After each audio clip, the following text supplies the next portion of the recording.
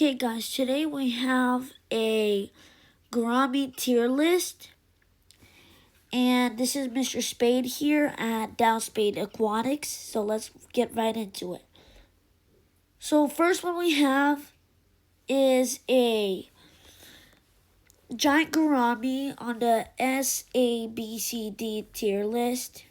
Right away, I'm gonna put this right here because it goes in D because they get extremely huge, and for a person, usually people don't have big tanks like this one needs about 125 gallon. Typically, they don't ruin plants in the water, but they can sometimes eat it. And their diet literally consists of like big things, so like mealworms and sometimes bloodworms. So they need big things, but they do better in ponds. So next we have a kissing gourami, which they go in the C tier. So they need a 55-gallon minimum because they can get up to a foot long. I know it might not seem very, like this type may not look very big, but they do get that size.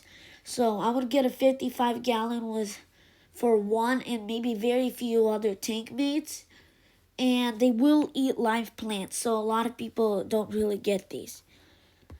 Next, we have the powdered blue dwarf gourami, which I'm going to put it in A because most people can manage them. They just need like a 20-gallon for one or a pair. And they typically do not eat plants, so they are very good, and they're pretty peaceful as well. Next, we have the betta fish, which is in the same family as a gourami, but I'm gonna go ahead and put them in the B tier because they are very aggressive. They're semi-aggressive to small other fish, including other males and other gouramis. So if you don't really want them, I would suggest putting them by themselves. They can be in a 5-gallon minimum, and their diet is a wide range of things like brine shrimp and pellets and flakes and bug bites. So they're good, but they can also be prone to a lot of diseases because of their overbreeding, like fin rot, so they're not the best idea. Next, we have the regular dwarf gourami, not the powdered blue dwarf gourami, but the regular one. This one goes in the B tier as well because they are good fish, and they just need a 10-gallon minimum for like one and maybe like two other tank mates, not including snails. They will eat shrimp if you put shrimp with them, but the problem with them is that they're extremely unhealthy and they can develop tons of health issues right away, like ick and fin rot. So they will deceive you at the pet store. They might look healthy, but they're really not. So I suggest don't getting them unless you're an intermediate hobbyist, or if you are a experienced one for them. Next, we have the gold honey gourami / honey gourami.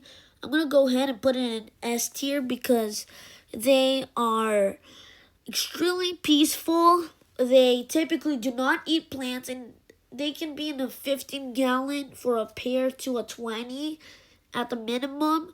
So, and their diet also is like flakes and brine shrimp and pellets. So if they get about 1 inch, so they're a good tank. They have lots of tank mates. They can be with rams, for example, unlike betta. So I'm gonna just leave them in S tier. Next, we have the sparkling gourami, and this one. And so basically, the sparkling gourami, they can be in the 15 to 20-gallon as well, like the gold honey gourami. They have the same traits, so I'm just going to leave it at that. Next, we have the 3 spot Gourami, which I'm gonna put an A, because they are hardy and they need a 20-gallon minimum for a pair or one. Their problem consists of they eat plants, so that's why lots of people don't get them. Next, we have the powdered blue Gourami, or the pearl Gourami. I'm sorry.